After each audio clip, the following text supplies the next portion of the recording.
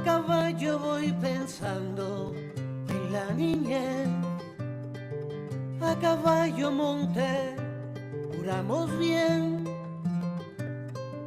a caballo grande la razón. Ya eras gigante del corazón, a caballo blanco libre, rompiendo silencio. A caballo yo voy.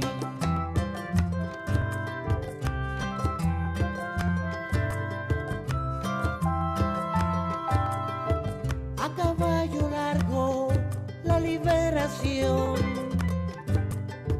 Sueño de angostura, virtudes al sol. A caballo el frío, tu sudor. A caballo glorias, el delirio los dos. A caballo blanco libre comenzó tu historia. A caballo canción.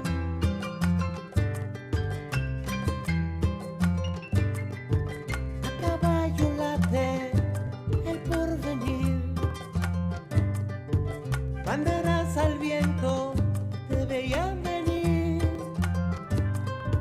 A caballo puro tu pasión. Laureles, falcones, da más honor. A caballo blanco libre. Bueno, aquí volvemos. Iván Salcedo. ¿Ah? Vida paralelas de en la política y en la guerra. 1812-1813. Bolívar y Clauso, bienvenido. Estaba desaparecido, Iván. ¿Ah? Buenos días, buenos días. Bueno, muchas gracias por haberme invitado el día de hoy. Apreciado doctor, investigador en historia militar. Y, Sí.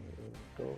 Sí, bueno, estamos allí. Justo ahora estoy abordando aspectos de historia regional de mi pueblo, allá en Barinas, ¿verdad? Y hay cosas que realmente nosotros, nuestro pueblo, pues, tenemos que ir redescubriéndonos. Tenemos que ir pensando en nuestros antepasados para poder enfrentar un futuro que, bueno, que siempre va a estar allí. Entonces nosotros somos los que, conociendo ese pasado, conociendo de dónde venimos, conociendo nuestros ancestros, sus formas de vida, es que nosotros vamos a poder construir un futuro, el futuro que nosotros deseamos para nuestros hijos. Entonces, bueno, estoy en este proceso ahora de investigar sobre la provincia de Barinas, sobre los primeros pobladores, sobre ese proceso histórico, poco conocido.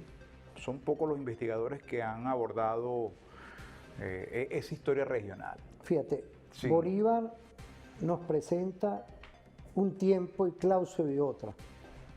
Ya hemos tocado esos temas en varios momentos históricos, varios hitos históricos, en el que hoy se convierte en otro momento, en otra realidad.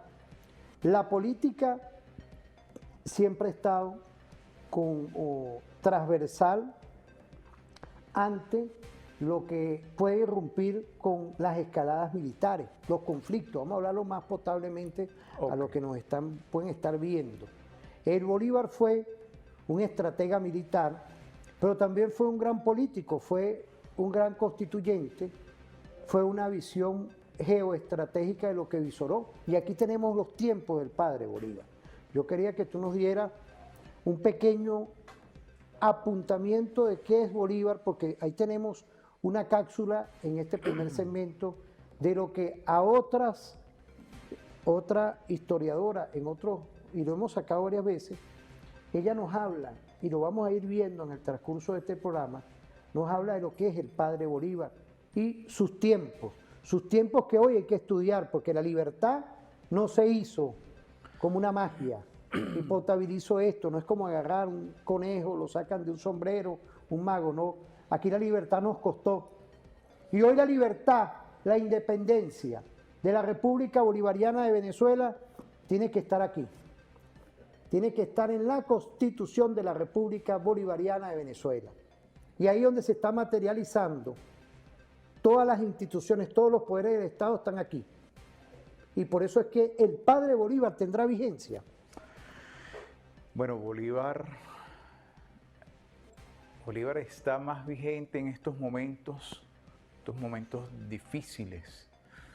Nosotros estamos viviendo lo que Bolívar vivió en 1812 con el famoso terremoto donde las autoridades eclesiásticas salieron a indicar que, bueno, que eso se trataba de un castigo divino. Sin embargo, bueno, estamos pasando momentos difíciles, momentos donde, bueno, tenemos que repensarnos. Y Bolívar es un buen punto de referencia para ese repensar de nuestro ser. Bolívar fue un hombre que vivió en medio de diversas dificultades. Una de ellas, precisamente, pues el terremoto de 1812, que afectó diferentes ciudades, toda la geografía nacional. Bolívar tuvo que hacer frente a esas creencias, ¿verdad? A esas manipulaciones en ese momento histórico. Y bueno, siguió luchando, batallando. Ya en 1813 tenemos a Bolívar apoderado desde diciembre de lo que es la ciudad de Cúcuta, y ya está pensando Bolívar en acercarse a liberar, como bien lo dice en el Manifiesto de Cartagena de 1812, el 15 de diciembre de 1812, Bolívar dice, indica cuál es su objetivo para el año siguiente, que no era otra cosa que liberar a los territorios de Venezuela del terco yugo español que se imponía. 1813. Te me estás adelantando. Entonces, fíjate, tú como que tú estás con Omar y con el profesor Wilder, estás en comunicación, ¿vale? Pero fíjate, antes de irnos para allá, porque eso lo tenemos para otro segmento, por eso es que aquí perfecto, los invitados tienen que venir con un conocimiento real, y te felicito, ¿no? Bueno, tú eres doctor. Bueno. O sea, el primero es eso, reconocerle a quien todas las y los venezolanos de hoy hacen un esfuerzo por el estudio, porque tenemos una constitución que nos permite que la educación aquí es gratuita en la matrícula, y uno con el trabajo, con todo eso, está haciendo un esfuerzo permanente. En otros países está privatizado. Sí. En otros países no hay ni la posibilidad de hacer lo que hacemos hoy. Y muchas veces los docentes no entendemos, algunos docentes, yo estoy claro, que hay 1088 medidas coercitivas unilaterales y trancan, porque esas son operaciones militares de la guerra no convencional, que le ponen como una soga, vamos a quitarle al gobierno para que no pague los salarios como es. Sí. Esas son las estrategias, y es Bolívar hoy. Sí. Y en ese caso, el Bolívar de 1812, cuando llegó el clero en su momento y le dijo a los pobladores que era un castigo de Dios y se estaba materializando por el terremoto. Bueno, porque es importante esa otra mirada. Claro, es la mirada de lo humano, de las dificultades, de la pérdida de un familiar. El Bolívar claro. de las dificultades. Entonces, nuestro Bolívar fue un hombre que cuando llegó a Cartagena en 1812, ¿verdad? Después de la caída de la Primera República, Bolívar, pues un general, un oficial del ejército de la República, de las Provincias Unidas de la República de Nueva Granada, le dice a Bolívar, un general francés, un superior francés, le dice, mira, vas a hacer algo que nadie quiere hacer. O sea, esa era la orden. Castigar a Bolívar, pienso, por todo lo ocurrido, por su hidalguía, por lo ocurrido en Venezuela en ese 1812, y le ordena a Bolívar pues tomar el Magdalena, y Bolívar cumple la orden, toma los diversos pueblos, ¿verdad?, que lo conducen finalmente ese año, en diciembre de ese año, hasta Cúcuta. Y empleando la política, empleando el conocimiento sobre la gente, sobre los pueblos que él iba transitando, conociendo sus necesidades, conociendo sus realidades, pues Bolívar pudo construir todo un aparataje político que inicialmente pues se concretó allí en la ciudad de Cúcuta. Estando en Cúcuta, en ese diciembre, finales del 2012, Bolívar pues piensa, vamos a tomar la república o los territorios de la Venezuela. Y es allí donde Bolívar comienza a pedir, solicitar autorización, ¿verdad?, del gobierno central en Bogotá, al cual él estaba adscrito, para poder pasar a Venezuela. Bolívar pudo bien haber cruzado la frontera, haber cruzado el río Táchira sin esperar autorización alguna, pero Bolívar era respetuoso.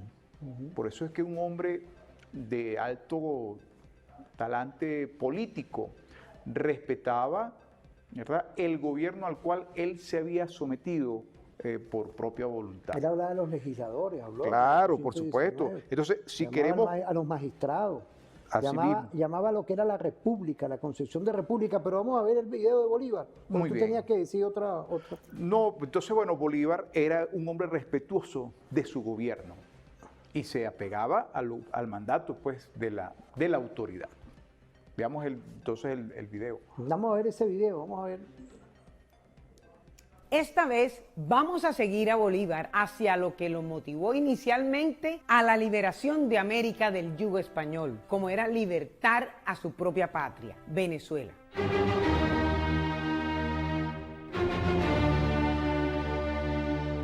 Fue dejar a Santander a cargo de la presidencia, con completa autonomía para poder dedicarse solamente a pensar en la guerra de las independencias. Bolívar no pensaba en esto solo porque quisiera la gloria, era también una posición estratégica. Si Perú quedaba como bastión realista en América, por su ubicación en pleno centro de Sudamérica, podría peligrar la independencia de todas las demás naciones del continente. Eso nunca pudieron comprenderlo los cortos de entendederas que lo rodeaban. Se dedica a preparar al ejército libertador, especialmente a poner orden entre sus celosos y hasta peligrosos generales, pero muy a su estilo, sin pelear, sin confrontarlos, amistosamente, pues él sabía que los necesitaba. El éxito de la batalla de Carabobo lo forjó Bolívar desde antes, cuando puso en práctica una estrategia para dividir hasta reducir a la impotencia el mando realista. Allí, en esa batalla, queda expuesta la genialidad como estratega militar del Libertador.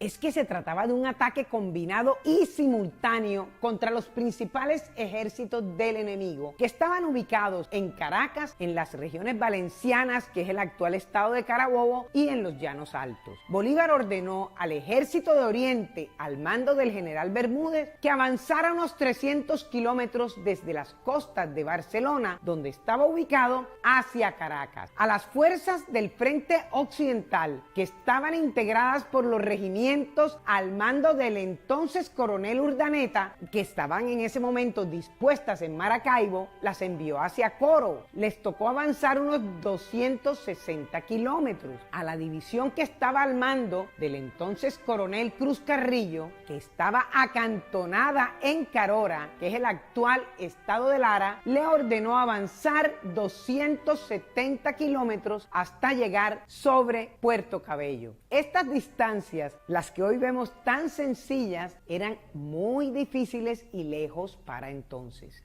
Y a su guardia, que estaba ubicada en Trujillo, le ordenó prepararse para operar cuando él diera la orden, conjuntamente con las tropas del Apure al mando de Páez, que eran indispensables para dar el golpe final a los realistas. Pero antes tenían que darse las condiciones del plan que él tenía para la batalla, que era romper la unidad del enemigo hasta reducirlo a la completa impotencia, como se los dije antes. A partir del 20 de abril de 1821, 65 días, oigan, 65 días antes de la batalla de Carabobo, Bolívar ordenó los primeros movimientos de sus tropas, hasta ubicarla en los límites territoriales fijados por el Tratado de Armisticio y Regularización de la Guerra, que había firmado él con Pablo Morillo, al que me referiré en otro video. Estos movimientos mostraron una excelente disciplina y organización de las tropas republicanas, tanto en Oriente como en Occidente, pero dejaron ver unas grandes deficiencias de los llaneros que estaban al mando de Páez en el Apure. Páez era mañoso y, según Indalecio Liévano Aguirre, era muy vacilante, por lo que no fue claro en sus respuestas, porque no tenía argumentos para justificar su demora, así como la indisciplina de sus hombres, que eran llaneros y no le obedecían a veces. Bolívar no podía permitir esa demora, porque ponía en riesgo el éxito de su plan, por lo que envió a Diego Ibarra, que era su persona de confianza, hasta los llanos para empujar a Páez. No hacerlo habría permitido que el sanguinario Morales reforzara la defensa de Caracas cuando Bermúdez la amenazara. En todos los demás frentes, la operación marchaba como un relojito. Fíjate, ¿por qué ponemos este video? Porque la orden de operación, vamos a irnos ahorita al ámbito militar, la orden de operación delineada en esa campaña de liberación y expulsión del Imperio Español, vemos ahorita un resumen, a grosso modo, hasta 1821, pero vamos a ir por los tiempos de este programa, porque en el próximo segmento arrancamos con la campaña admirable en 1813. Quiero felicitar de verdad al doctor Iván Salcedo y a todos los que han y contribuyen diariamente con referente informativo desde la televisora, con el general Johnny Morales, e igualmente todo este equipo perfecto de tropa profesional y igualmente profesionales oficiales de primera línea. Ahora, antes de irnos a la pausa, es el Bolívar que concibe en los tiempos una gran orden de operación delineada para lograr el objetivo de la campaña de liberación desde la Venezuela hasta el sur. Mira, Bolívar, claro, Bolívar primero que nada es un hombre de carne y hueso y que tenía limitaciones, pero que rápidamente fue aprendiendo sobre la marcha. Inicialmente, bueno, Bolívar pierde Puerto Cabello, 1812, luego pues capitula Miranda, ¿verdad?, unos meses después, y Bolívar pues tiene que emigrar a la caída de la Primera República ante Monteverde. Pues Bolívar tiene que salvar la vida porque si no, bueno, tiene que huir, pues debe cuidar, protegerse. Y en ese proceso, en ese rápido y violento proceso de aprendizaje, como Bolívar, el hombre, el ser humano, o sea, un hombre acostumbrado, un hombre, bueno, de una familia rica en Caracas, adinerado, acostumbrado a mandar, bueno, tuvo que pasar por la pérdida de esa Primera República que debió haber llegado al corazón, a su ser, a lo más profundo de su ser. Y entonces llega a Cartagena, y en Cartagena pues recibe esa orden de avanzar sobre unos territorios que prácticamente era inviable ganar, en términos militares, ganar esos territorios a la causa patriota. Y sí, Bolívar logra ganar, ¿verdad? Logra incorporar esos pueblos al gobierno neogranadino, y en diciembre, ya finales de ese año, 1812, Bolívar ya estaba en Cúcuta y evidentemente piensa, ahora vamos sobre lo que él quería, la República de Venezuela, quería retomar esos territorios. Habían tres opciones para tomar de nuevo la República, los territorios venezolanos. Podía pasar por el Maracaibo, o bien podía haber avanzado sobre los llanos de Barinas, desde Táchira, o precisamente por la cordillera andina, que era la opción más difícil, de mayor costo económico, de mayor costo humano. Bueno, Maracaibo estaba en manos de los realistas, era muy difícil tomarla. Los llanos barineses estaban, bueno, sembrados por fuerzas realistas, poderosas, violentas fuerzas realistas, y la mejor decisión que tomó Bolívar en esos primeros meses de 1813 fue avanzar sobre la región andina. Fíjate, pero yo quisiera, ya estamos entrando en lo que fue la campaña Admirable. Sí. Fíjate, es un tiempo hoy de ver cómo la libertad que está aquí, porque cuando uno ve el preámbulo de nuestra Constitución y lo invitamos, y nos habla de los valores axiológicos que tiene nuestra Constitución: libertad, independencia, soberanía, Sí. y invoca, lo mismo que invocó el padre Bolívar, a ese Dios todopoderoso, que es de todos, un solo Dios. Pueden haber una gran cantidad de religiones que yo las respeto, pero hay un solo Dios. Y ahí es donde nosotros vamos a ir construyendo lo que le costó al padre Bolívar, la independencia y la soberanía, y lo que tenemos que hoy tener presente, que tenemos que reivindicar y tenemos que lograr de que nuestra Constitución se respete ante cualquier injerencismo extranjero, porque es la soberanía, es la paz y es sin duda el esfuerzo que tiene hoy un gobierno y un Estado que está hoy gravitando ante cualquier amenaza. Sí. Yo quería irnos a una pausa, no sé si tú querías dar un comentario, bueno, con todo el respeto puede dar un comentario. Por supuesto. Como doctor, investigador. Bueno, fue difícil, pero Bolívar logra avanzar en esos primeros meses, en esa campaña admirable, gracias al apoyo popular, gracias al pueblo, los pueblos que están en toda la región andina, algunos temerosos porque Correa, el oficial militar español, pues va en la retirada, va amenazando a esos pueblos. Y le costó mucho a Bolívar. Pero cuando los pueblos entendieron cuál era el objetivo, bueno, ahí está. Bueno, pero vamos a irnos a una Seguro. pausa. Vamos a irnos a una pausa, no se separen.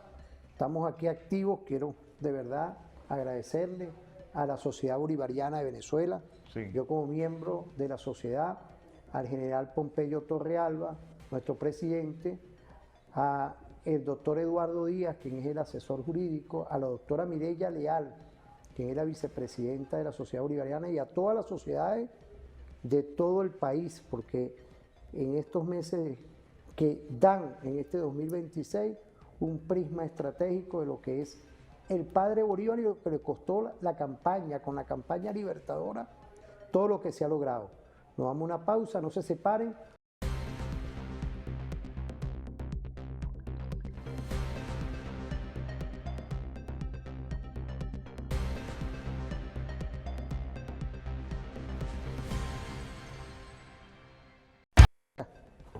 Todavía me acuerdo un trabajo que tiene un investigador de apellido Calzadilla, que nos hablaba de los papeles, imagínate en esos tiempos, ¿no? Un investigador de hoy, yo en mi postdoctorado de la doctrina constitucional, ese fue uno de mis trabajos postdoctorales, yo busqué dentro, porque es la parte doctrinaria, ¿no? Y uno como abogado tiene que buscar la esencia, lo que se habla, si habían en su momento alguna decisión, alguna sentencia, nos fuimos. Y yo me fui también a lo que ejercía también el padre Bolívar con algunas decisiones. Sí. Por eso es que los trabajos postdoctorales es creación propia, pero creación que hay que buscar los fundamentos.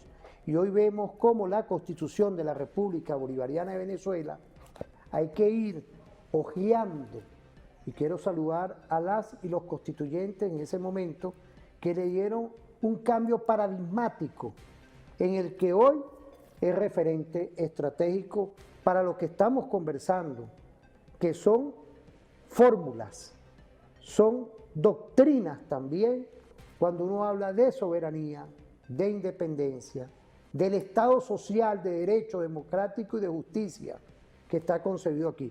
Vamos a irnos a 1813, Sí. vamos a irnos a la campaña admirable de cómo entra Bolívar, de cuál fue el sacrificio del padre Bolívar, pero que no se ha hecho por nosotros. Tú mismo saca tu criterio de lo que estamos hablando. Vamos a ver a esta historiadora, vamos a ver el video.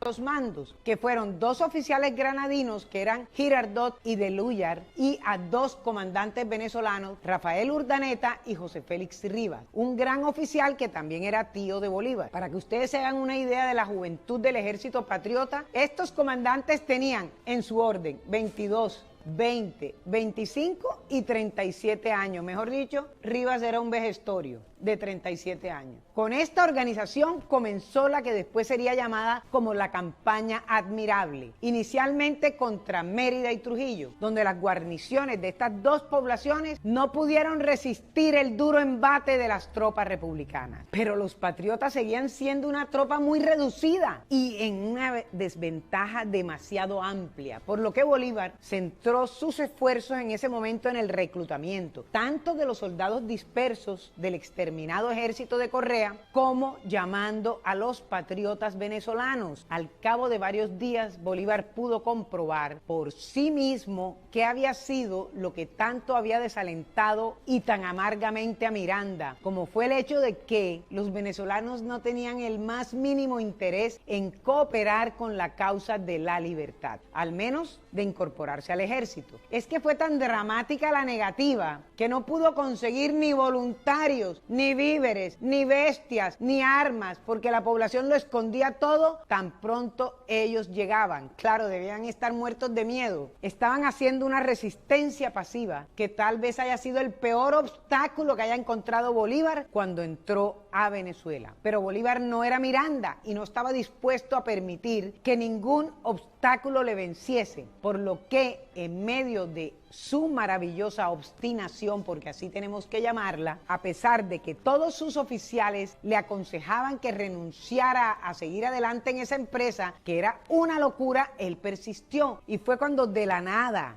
algunos dirían que como por arte de magia, aunque realmente fue por su férrea voluntad, pero así creó un movimiento histórico que tal vez sea único en su género en toda la historia de la humanidad. A mí me gustaría constatar esto que les acabo de decir. Cuando sus tropas acampaban en Trujillo y ante el fracaso para formar los batallones con que debía emprender la causa de la independencia de Venezuela, a Bolívar lo embarga un profundo dolor en su alma, y es cuando comprende que necesita crear lo que llamaba conciencia americana, o sea, que los americanos se sintieran orgullosos de ser americanos. Es que no existía el concepto de conciencia americana, precisamente porque el conocimiento de las ideas revolucionarias francesas se había quedado únicamente en la mente de unos cuantos criollos ilustrados, y lo peor es que estos no se habían ocupado de educar al pueblo, y era ese mismo pueblo el que ahora se las estaba cobrando, aunque no eran conscientes de ellos, pero lo hacían con esa absurda resistencia que cuando conocemos esta explicación, francamente deja de parecernos un disparate. Fue cuando Bolívar comprendió que tenía que ser muy enfático para crear esa conciencia americana y que aquella sería la única forma de lograr el apoyo de los venezolanos a la causa de la libertad. Fue en ese momento cuando él promulgó ese célebre decreto de guerra a muerte. Es esta y no otra la explicación de la promulgación de ese decreto que aparentemente es tan pero tan radical. Bueno amigos, hasta aquí el inicio de la entrada de Bolívar y sus tropas patriotas a Venezuela, hasta llegar a Mérida y a Trujillo. que fueron, iniciando con la batalla de Cúcuta en la Nueva Granada, de los primeros y muy certeros pasos de la célebre campaña admirable ocurrida durante el primer semestre de 1813. ¿Sabes de algún militar que haya vencido a un imperio creando un ejército de la nada como por arte de magia? Fue magia, sí, pero la magia que causaba la atracción y el carisma de Simón Bolívar. Nos interesa mucho conocer tu opinión. ¿Tú sabes por qué esto es importante? Porque el venezolano, la venezolana, es resiliente en todas las pruebas que nos ha puesto la vida. Y nosotros podemos darle un salto adelante ante cualquier embestida en contra de la Constitución. Vuelvo otra vez aquí atrás. Bolívar y Clausewitz. El Bolívar está hoy presente en eso que vivimos con la campaña admirable. No había ejército, se conformó un ejército. No había una orden de operación y se consolidó en el territorio una orden de operación y se avanzó hacia Venezuela. ¿Qué podemos decir? Mira, no había ejército. El ejército, Bolívar entra con quizás 200 hombres, ¿verdad? Cruza el río Cúcuta, recibe Bolívar la autorización del Congreso de las Provincias Unidas de la Nueva Granada para poder acercarse con sus medios hacia Caracas, a liberar a Venezuela. No tenía ejército, no tenía armamento, no habían alimentos. El pueblo andino, que fue la ruta que decidió tomar Bolívar,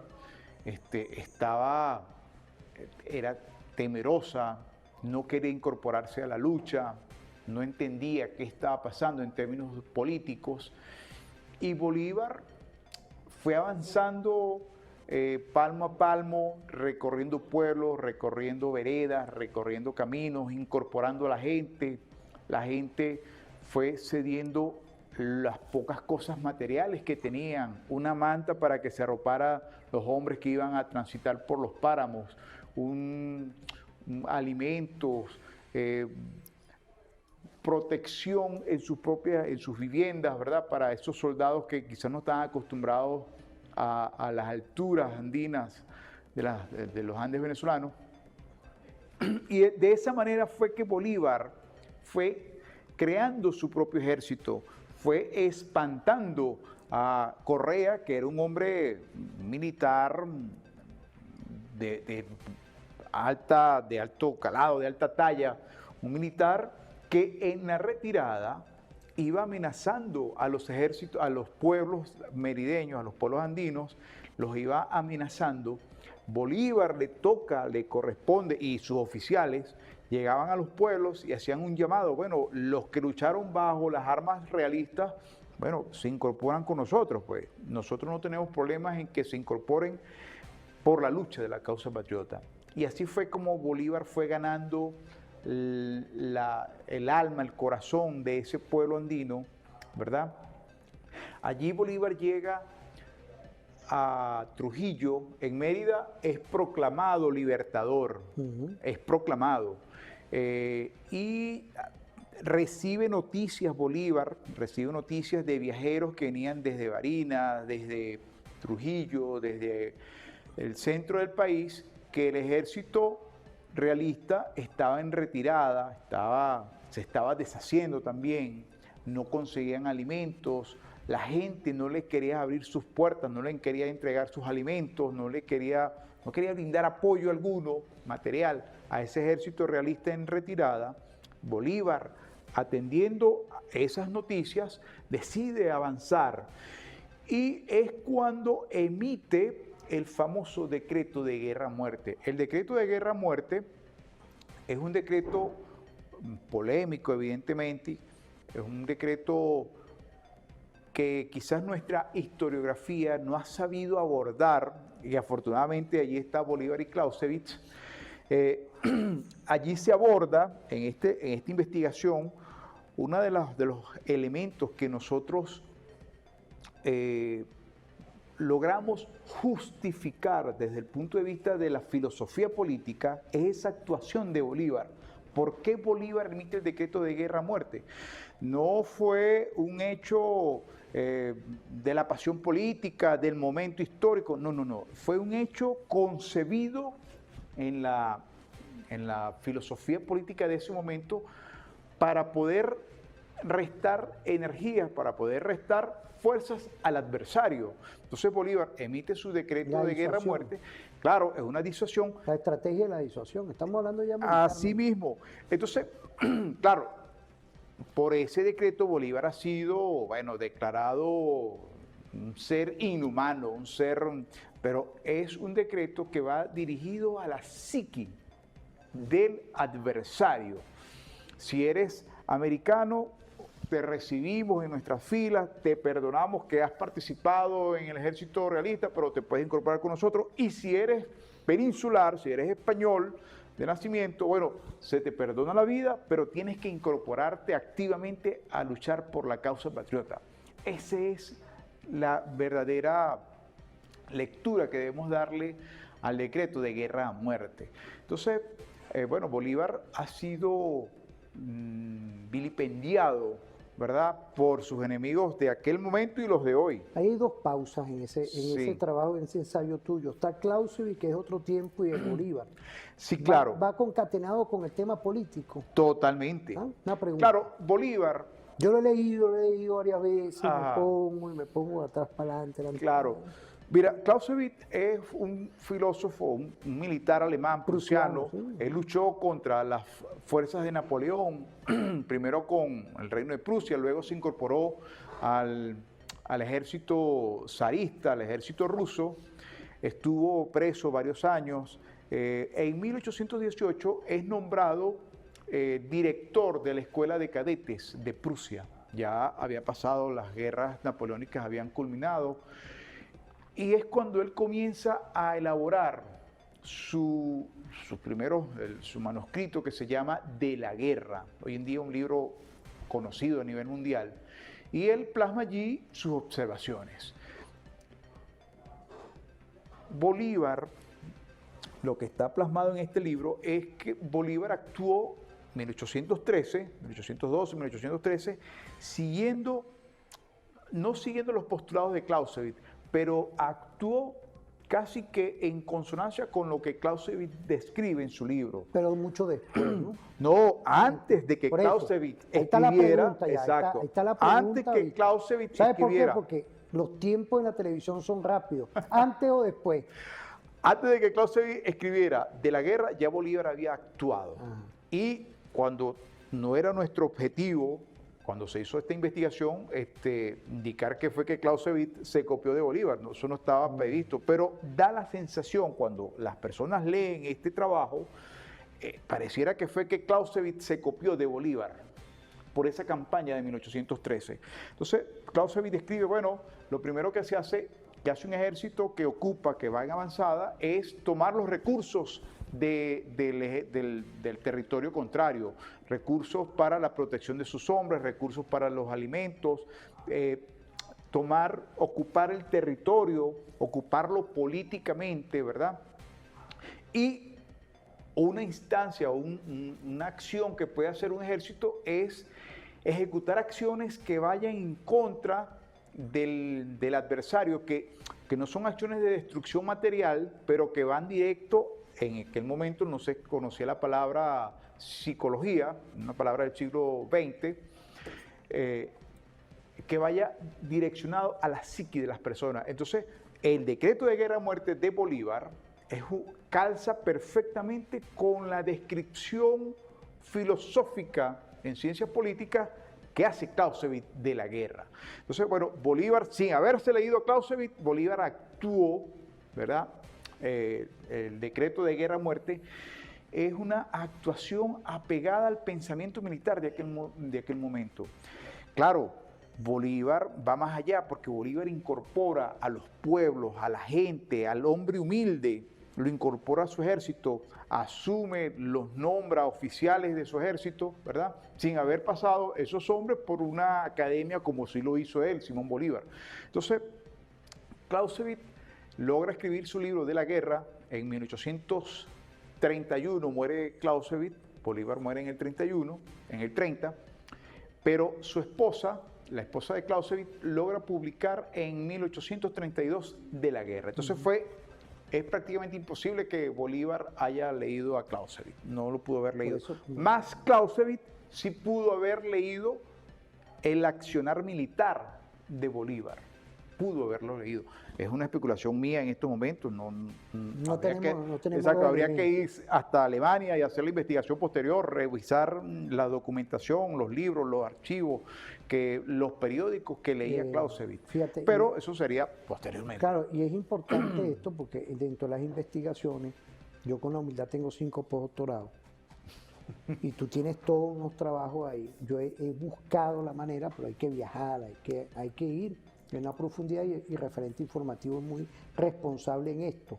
Y por eso es que cuando uno habla de lo que se ha hecho en la Venezuela de hoy, cuando uno habla de incorporar en la parte filosófica la unión cívico-militar, sí, no es para la guerra, es para la preparación de todo lo que tiene que ver el andamiaje territorial, y vemos como la amenaza, alguna amenaza o algún evento natural como sobrevino allá en La Guaira, estaba el sistema defensivo territorial. Sí.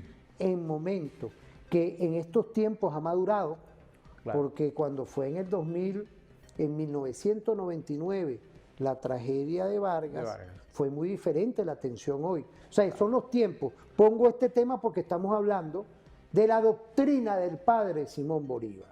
Por eso es que es importante afianzar que somos un pueblo de paz, de independencia, de soberanía, y yo creo que hoy es importante, cuando uno ve a Bolívar, es ver importante cómo nuestra comandanta en jefa, Delcy Eloína Rodríguez Gómez, apunta a lo que es la diplomacia estratégica de paz, del entendimiento y del respeto a las naciones.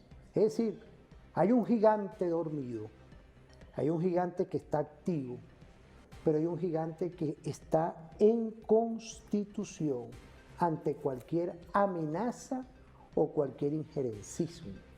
Y son esas filosofías de lo que yo quiero darte una sorpresa para el próximo segmento, de ver cómo es la ética del bolivarianismo, para irla estudiando. Hablamos hoy de la campaña admirable en este segmento, pero eso empezó en el Monte Aventino en 1805, porque es una sorpresa que nos tiene el equipo de producción. Podemos irnos a lo que fue el juramento del Monte Sacro. Perfecto, perfecto. ¿Podemos irnos? Sí, seguro. Aquí te lo digo claro, de frente, pues, estamos activos, sí, aquí no hay ni libreto, ni nada. Esas son las bases fundacionales del pensamiento propio de Bolívar. Ese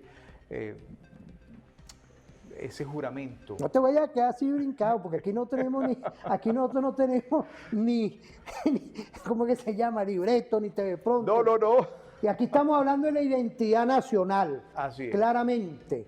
De lo que es hoy el padre Bolívar, no metiéndonos con el tema capitalista, yo no me meto en eso, pero es esa visión epistémica, esa paradigmática de lo que fue Bolívar realmente, y de todos los libertadores, porque hemos abierto un segmento especial, sin día, hora ni momento, que es especialmente para la identidad nacional y para lo que es el bolivarianismo real, con invitados, investigadores de lujo. Quiero saludar a los demás que han venido para acá en estos tiempos de esta nueva temporada que empezó en el 2026. Vamos a irnos ahorita a una pausa. Muy bien. Volvemos con Aventino, ese juramento del Monte Sacro del maestro.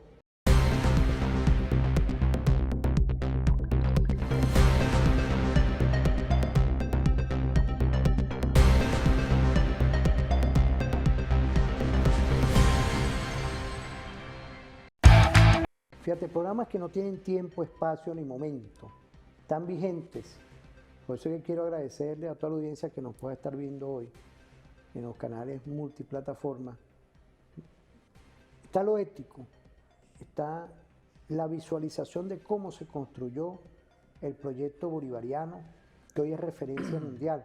Pero tú tenías algo que decirnos de esa campaña admirable. Mira, hablando de eso, de lo ético, no hay nada más ético en la actuación de Bolívar que el decreto de guerra-muerte. ¿Por qué? Porque ese decreto invita a los venezolanos a participar en la liberación de su patria, de su tierra, de su terruño, e incorpora al español a que luche activamente por esa liberación. Entonces, activamente, o sea, tienes que hacer acciones contundentes. Tenía el Boves vivo ahí en ese momento, en esa Bueno, época, 1813, No, 1814. todavía no había, Te pregunto. no había surgido como figura política, ya él estaba en los llanos, pero todavía no había sido no era su La momento. crueldad de la guerra. Eso fue al año siguiente, Por en eso, el 1814. Entonces, Bolívar, te digo que fue un hombre totalmente ético, apegado al pensamiento militar de ese momento, que Bolívar va avanzando después del decreto de guerra-muerte. Bolívar avanza sobre Guanare, sobre Barinas. Barinas por fin logra incorporar la caballería. Es la primera vez que Bolívar está al mando de una caballería desde Barinas. Vuelve a Guanare, San Carlos, llega a Valencia. Y en Valencia, Bolívar recibe una comunicación de las autoridades realistas caraqueñas para que, bueno, vamos a firmar un armisticio, un tratado, vamos a firmar la paz. Recordemos que Clausewitz decía que los gobiernos constantemente están fijando objetivos políticos. Bolívar lo fijó el 15 de diciembre de 1812, fijó el objetivo político: liberar a Venezuela del yugo que se yerge sobre ella y sobre la amenaza que se yerge sobre la Nueva Granada. Palabras más, palabras menos. Bolívar, su objetivo era liberar a Venezuela, ¿verdad? Aplicó todos los elementos, ocupó el territorio, sacó provecho de ese territorio, desarmó el pensamiento, el accionar del contrario al emitir el famoso decreto de guerra a muerte. Y Clausewitz describía que la guerra era un proceso donde se fija el objetivo político, se hace la guerra, se hacen acciones de guerra y posteriormente viene un proceso de negociación y de firma de la paz. Pero claro, Clausewitz en otro tiempo. Claro, en otro tiempo, Son pero los tiempos para que nos pueda. pero para que tú veas, pero Bolívar no tenía conocimiento de eso que escribe Clausewitz. Bolívar actúa por cuenta propia, llega a Valencia. Bolívar pudo haber pasado de Valencia a Caracas, Claro. y nadie no tenía adversario, no había alguien que pudiera hacer frente porque estaba derrotado psicológicamente, el adversario no existía.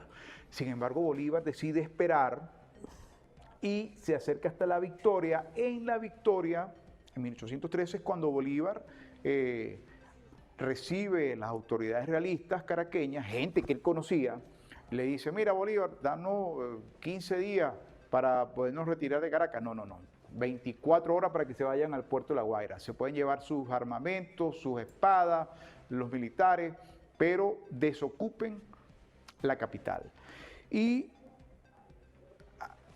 de esa manera, con esa actuación ética, o sea, actuando en el mejor proceder como líder militar, Bolívar llega a Caracas respetando el acuerdo firmado con el adversario, con las autoridades realistas de Caracas, porque Monteverde se había ido, estaba huyendo a Puerto Cabello y no tenía ningún peso político en ese momento. Son las autoridades civiles de Caracas, las autoridades realistas civiles de Caracas, las que acuerdan con Bolívar la paz. Y Bolívar, a los pocos días, llega hasta la ciudad de Caracas y es recibido con vítores, es recibido con mucha alegría, con mucha pasión. Logró una hazaña, partió desde territorio neogranadino, desde la ciudad de Cúcuta, con un puñado de hombres tan soñadores como Bolívar, pero que en ese accionar, en ese buen actuar, en ese buen proceder, se fue ganando los corazones del pueblo, se fue ganando la buena voluntad y llegó a Caracas, bueno, fortalecido. Es en Caracas cuando en la catedral, la iglesia lo nombra libertador formalmente, ¿verdad?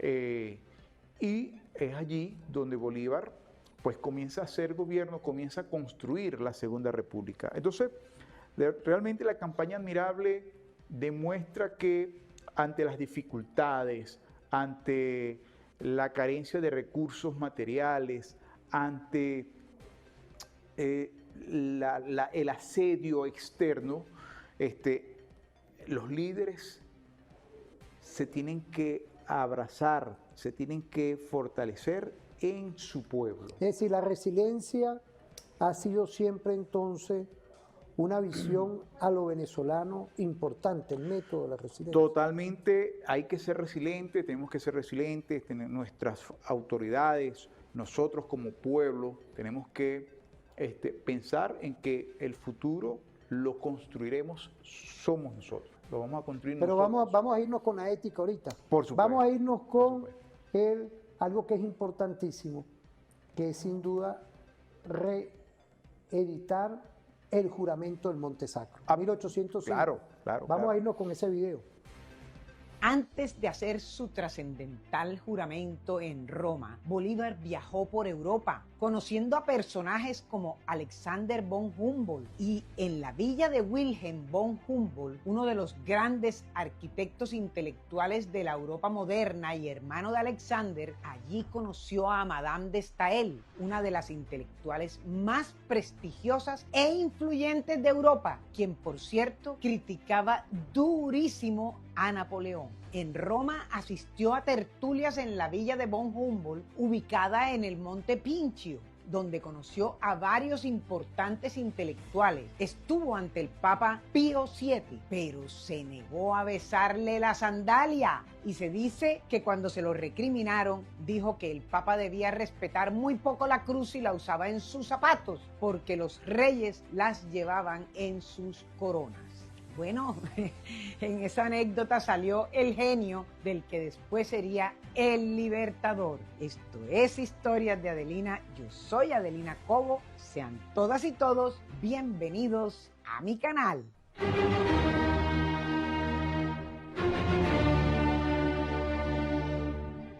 Bolívar se radicalizaba durante ese recorrido por Europa, se agigantaba su desprecio hacia España y allí refuerza su convicción por la independencia frente al colonialismo. El momento cumbre llegó el 15 de agosto de 1805, cuando en una tarde caliente sin viento, típica del verano romano, Bolívar recorre el Monte Sacro con Simón Rodríguez y su pariente Fernando del Toro, quien después sería su cuñado. Caminaban sudorosos, mientras Rodríguez recordaba a los plebeyos de la antigua Roma, quienes, hartos de los abusos y deudas impuestas por los patricios, abandonaron la ciudad y se retiraron a esa misma colina en el año 494 a.C., lo hicieron en señal de protesta. Cuando los tres amigos llegaron a la cima, el sol ardía, la canícula ardía, y se sentaron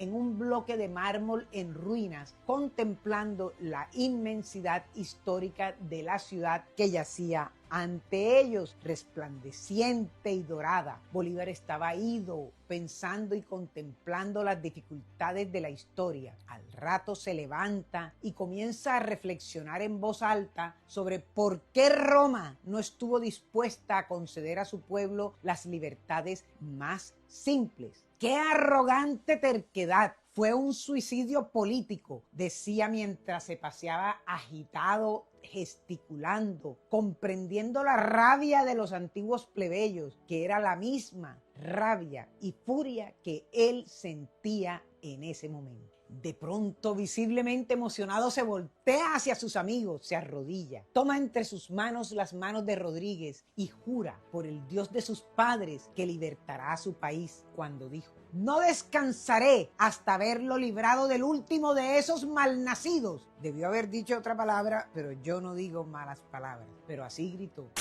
20 años después, recuerda aquel compromiso cuando en una carta le escribe a Rodríguez: ¿recuerdas cuando fuimos juntos al Monte Sacro para jurar en el terreno sagrado que no descansaríamos hasta que nuestra patria fuera libre? Seguramente no has olvidado ese día de gloria eterna. Terminó. El juramento en el Monte Sacro es un punto de inflexión en la vida de Bolívar, es una expresión legítima de su carácter, pero ocurre porque se había radicalizado durante todo el viaje por Europa. Por eso podía verse como una extensión de la ira de sus propios ancestros, de tanta furia contenida por toda esa frustración derivada de la colonia, transmitida de generación en generación, durante los 3 siglos que se mantuvo el férreo dominio español en estas tierras americanas. En 1824, Hiram Paulding, un oficial naval de los Estados Unidos, le preguntó al Libertador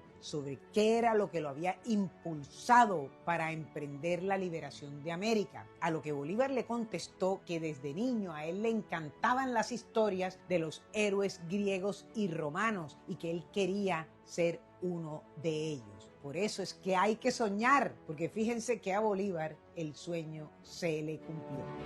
Fíjate, importante hoy que epistémicamente veamos este cambio meridional, de un antes y un después, el por qué el Bolívar hoy, cuando uno lo estudia en esa campaña libertadora. El tema de hoy es la doctrina del Padre Libertador. Estamos activos al 0424-205-2704. Quiero agradecerle al general Johnny Morales, presidente de TVFAN. Está activo. Así que toda esta visión, toda esta cosmovisión hoy de este tema estratégico, es importante dar esa referencia. Tenemos desde que el padre Bolívar concibió la campaña de liberación de la Venezuela de hoy y de ayer, una visión de lograr hoy y entender que el que habita en esta tierra de gracia, por las riquezas que tenemos, que son de nosotros, que tenemos un Estado-nación concebido, bien claramente definido en nuestra Constitución, tenemos una visión epistémica a lo bolivariano que tiene proyecciones a todas y todos. Es decir, cuando hablo de todas y todos, tenemos una proyección epistémica con el padre Bolívar de que somos soberanos independientes. Mira, Bolívar es un hombre incansable. Ese año 13, el año siguiente, el año 14, se pierde la Segunda República, la huida a Oriente, la batalla de allá cerca de Maturín, en diciembre, 5 de diciembre, la batalla Bolívar es un hombre incansable. Bolívar es un hombre que, a pesar de las dificultades, a pesar de la escasez Sí, Bolívar material, es el hombre de la dificultad. es así, totalmente. Bolívar no descansa. Su pensamiento, ese juramento, eso que él hizo luego de la muerte de su esposa cuando se va a Europa. María del Toro lo dejó marcado. Sí, totalmente. Pero Simón Rodríguez lo rescata en Europa, van hasta Italia, van a Roma, allí Bolívar hace una marca, ¿verdad?, en ese juramento del Monte Sacro, y Bolívar no descansó. En 1813 cae la Segunda República, 14, 15, 16. En el 17 es cuando Bolívar vuelve otra vez, ¿verdad? Toma posesión, toma Barcelona. El 31 de diciembre de 1816 Bolívar llega a las playas de Barcelona. El 1 de enero de 1817, el año siguiente, Bolívar ya está en Barcelona y es cuando comienza a gestarse eso que hoy conocemos, la Tercera República, ¿verdad? Bolívar intenta llegar hasta Caracas, no fue posible, no pudo pasar de Clarines. Había un indígena allí que se llamaba Chaurán, que impide el paso de Bolívar. Chaurán, siendo un indígena, estaba bajo las órdenes del gobierno realista, pues.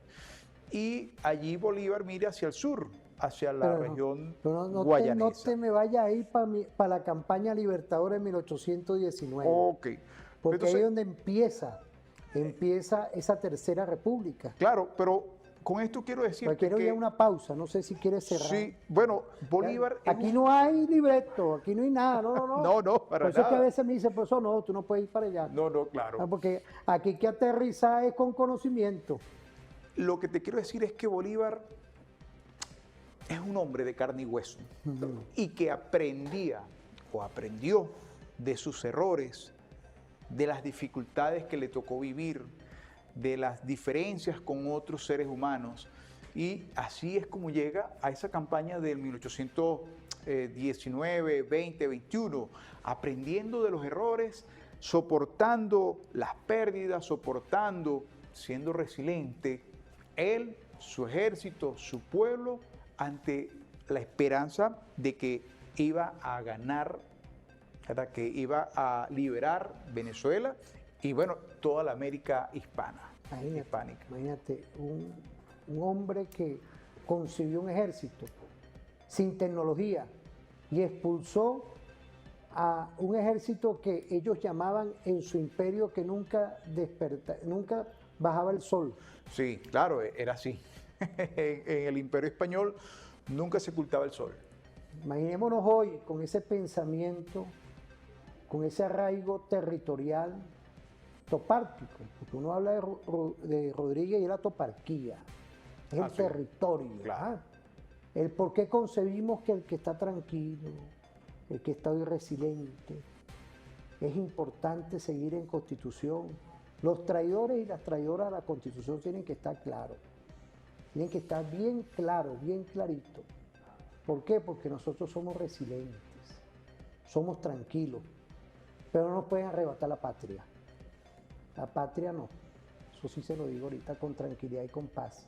El Estado social, democrático, de derecho y de justicia se respeta y se va a respetar con este Dios único, en este Dios de los valores que hoy lleva la presidenta Delcy Eloína Rodríguez Gómez.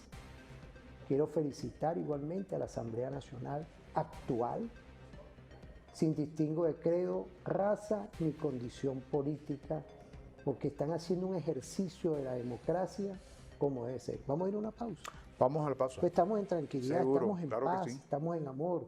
Por supuesto. Estamos todavía con algo que este año está marcado de lo que nos dejó ese 24 de junio del 2026. Vamos a ir a una pausa, no se separen.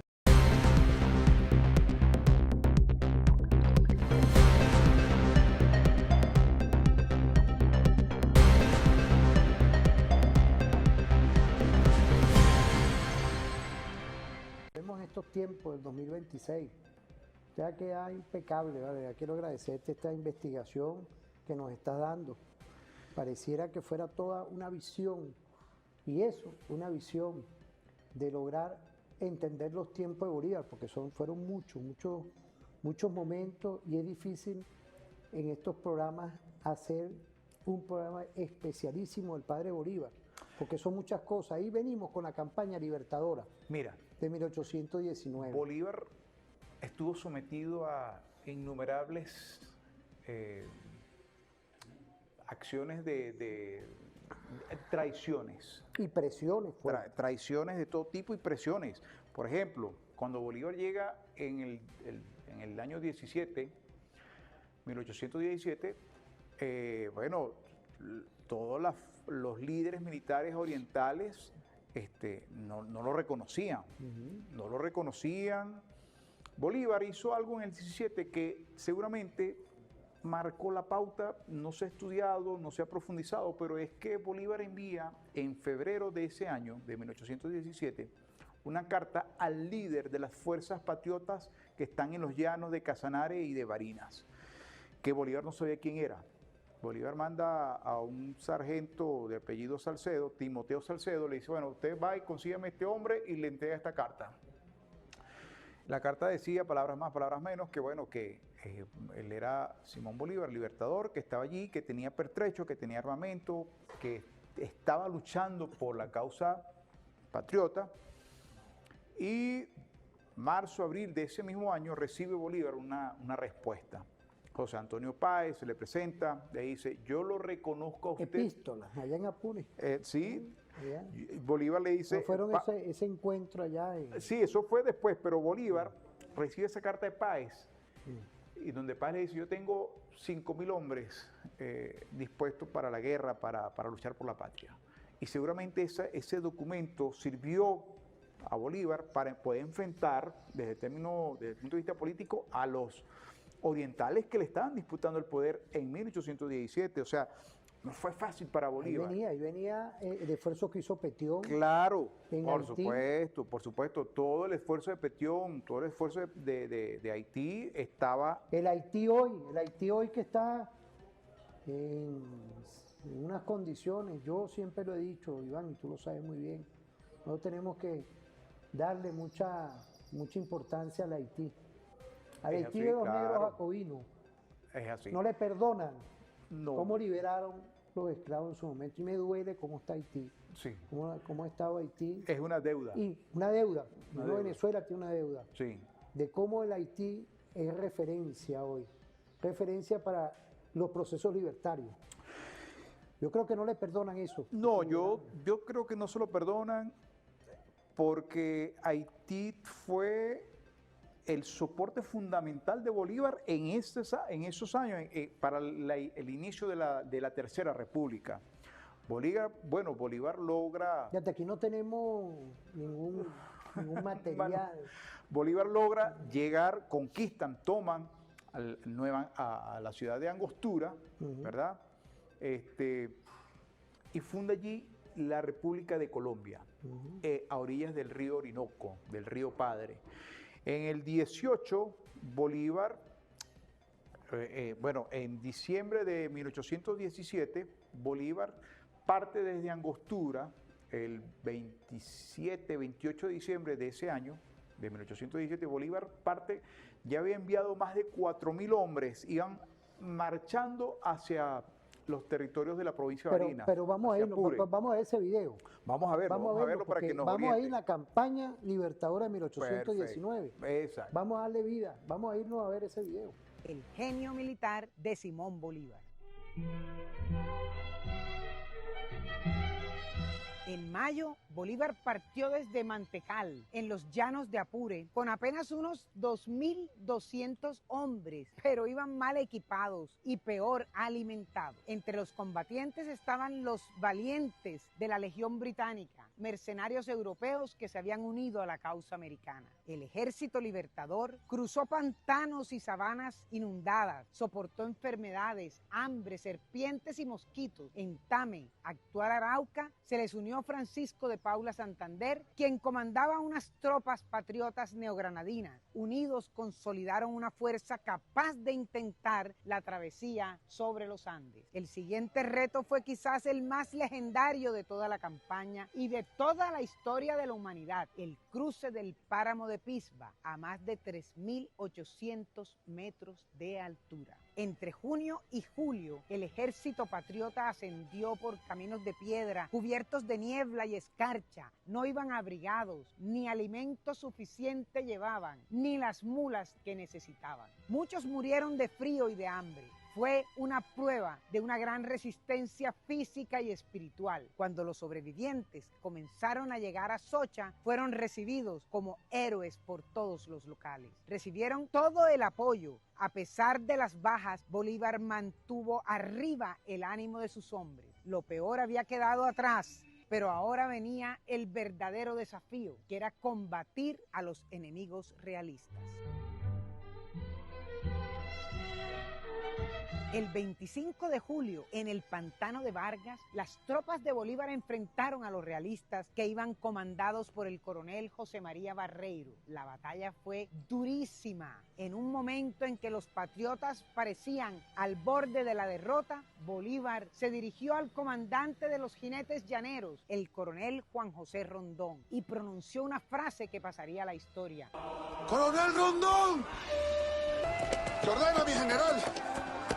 Salve usted la patria. En ese momento Rondón no lo dudó y se puso al frente de una feroz carga de caballería. Quebró las líneas enemigas. Aquella victoria táctica en el pantano de Vargas permitió a Bolívar recuperar la iniciativa y reorganizar sus fuerzas para afrontar la batalla definitiva. Después de la gloriosa gesta del pantano de Vargas, en Charalá, el 4 de agosto, tuvo lugar la batalla sobre el puente del río Pienta, en la que todo el pueblo participó, enfrentándose ferozmente a los realistas. Pero más de 300 charaleños y de los pueblos de los alrededores sacrificaron sus vidas. Fueron muertos civiles en un combate desigual, heroico, aunque dantesco, pero impidió que los refuerzos le llegaran a Barreiro. Los charaleños y todos los santanderianos de los alrededores se sienten tan orgullosos que dicen con verdadero orgullo y se ufanan de que sin 4 de agosto no habría habido 7. Ajenos a esto, el 7 de agosto tuvo lugar la batalla de Boyacá, que fue el enfrentamiento definitivo de la campaña libertadora. Bolívar tendió una emboscada cerca del puente sobre el río Teatinos. Las fuerzas patriotas, que estaban mejor posicionadas, sorprendieron a los realistas y los derrotaron completamente en tan solo 2 horas. El coronel Barreiro fue capturado junto a casi todos sus hombres. Esta victoria abrió las puertas para tomarse Bogotá, la capital virreinal. El 10 de agosto, Bolívar entró triunfante a Bogotá. La ciudad estaba visiblemente desmoralizada por la derrota realista y obviamente no ofreció ninguna resistencia. El tesoro virreinal, los archivos, las armas y el control del virreinato cayeron en manos de Bolívar y de sus fuerzas republicanas. El Libertador no solo había ganado una campaña militar, había asestado un golpe político y simbólico de proporciones continentales. Desde entonces, la Nueva Granada se convirtió en el centro político de la independencia, mientras que el poder realista en la América del Sur buscaba refugio en Quito y en Lima, que eran aún bastiones realistas. Con la capital virreinal bajo su control, Bolívar volvió a convocar al Congreso de Angostura en diciembre de 1819. Aprovechando el impulso de la campaña libertadora, se proclamó la creación de la República de Colombia, la que hoy conocemos como Gran Colombia, para diferenciarla de la actual República de Colombia, pero realmente nunca se llamó así. La Gran Colombia, integrada por Venezuela, Nueva Granada y Quito, Bolívar fue designado como presidente y Santander como vicepresidente. Aunque aún Quito no había sido liberado, pero el proyecto hispanoamericano comenzaba a coger forma. La campaña libertadora tuvo un impacto inmediato y profundo. En lo militar, quebró la espina dorsal del poder español en tierras andinas en el norte de Sudamérica. En lo político, permitió consolidar el gobierno republicano más amplio. Y en lo estratégico, desplazó o comenzó a desplazar a los realistas, inicialmente hacia el virreinato del Perú y al Alto Perú. Bueno, ¿qué podemos decir? Ahí estamos. Mira, Bolívar, 19, 20 y 21. Bolívar es un hombre, también tenemos que reconocer que el ejército realista era un ejército poderoso, Claro. era un ejército bien entrenado, habituallado, bien armado, era un ejército comandado nada más y nada menos que por el general Pablo Murillo y seguido por Miguel de la Torre. Era un ejército formidable, el ejército realista que estaba en Venezuela. Por eso que cuando Bolívar llega a Venezuela en el 17, lo primero que intenta es llegar a Caracas. No puede pasar a Caracas, se va hacia el sur, toman la ciudad de Angostura, hoy en día Ciudad Bolívar, ¿verdad?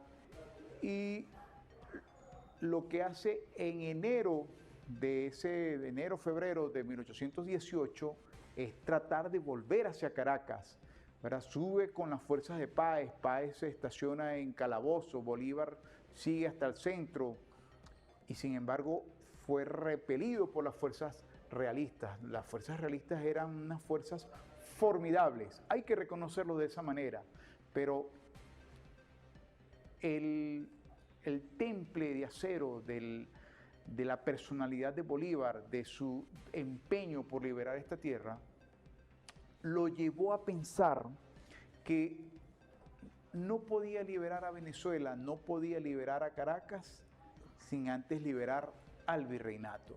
Por eso es que en el 19, en comienzos del invierno del 19, mayo, junio, Bolívar dice, bueno, vamos a tomar el virreinato, vámonos por los llanos, por donde nadie espera con este invierno que transiten las fuerzas patriotas. Y Bolívar le deja a Páez, le encomienda a Páez entretener a las fuerzas realistas venezolanas en Venezuela para poder Bolívar cruzar los Andes neogranadinos y así poder, ¿verdad? Entonces, para Bolívar fue más fácil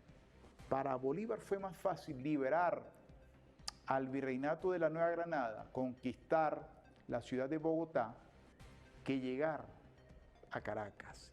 Y es que Caracas era una fortaleza realista, ¿verdad? Donde el pueblo estaba sometido, donde las autoridades realistas disponían realmente de los recursos de la provincia de Venezuela. Y Bolívar no tuvo de otra que salir a conquistar al vecino, o sea, la Nueva Granada, ¿verdad? Tomar sus recursos y así poder hacer frente a las autoridades realistas de Venezuela. Imaginemos a Pablo Morillo cuando se enteró de que el virreinato estaba perdido. O sea, eso fue una noticia. En ese momento, las autoridades metropolitanas le ordenan a Pablo Morillo que se debe firmar un armisticio, que se debe firmar la paz, que se debe buscar una reconciliación con las autoridades patriotas para ver cómo se solventa esa situación de guerra tan terrible que venía perdurando en estos territorios desde 1810. Y bueno, allí se firman en Trujillo, ¿verdad?, el decreto el manifiesto, el armisticio, el tratado de regularización de la guerra y el armisticio, en las cuales, bueno, se fijan las nuevas formas de hacer la guerra. Eso le dio a Bolívar la posibilidad de traer hasta Venezuela, inicialmente a los territorios de Barinas, 3 batallones, el Tunja, el Boyacá y un tercer batallón que ahora no recuerdo, ¿verdad? Unos 5.000 hombres de la Nueva Granada que Bolívar ordenó a sus hombres, a Miguel de la al general Miguel Guerrero, le ordena, bueno, tienes que suministrarle a estos hombres que vienen de las montañas, de las regiones andinas, tienen que suministrarle aguardiente quinado, para que cuando estén en la región llanera, la plaga, la malaria, la fiebre amarilla no los afectara. Y Bolívar, desde la firma del armisticio en Trujillo, Bolívar ordena la captación de ganado vacuno para poder emprender la campaña que al año siguiente, en el 21, se ejercería sobre Calabozo, sobre Acarigua o San Carlos. Así le dice Bolívar a Páez, bueno, la batalla final va a ser en Calabozo, en San Carlos o en Acarigua. Y ordena Bolívar a Páez, bueno, que suban, que vamos a encontrar, vamos a hacer la batalla final. Bueno, fíjate, hoy por el día de hoy, tremendo programa. Quiero agradecerte, ¿verdad? Bueno. Todos estos temas. De verdad, vamos a despedirnos. Espero que pasen un feliz día y nos den otra oportunidad. Por supuesto, Nos agradecido.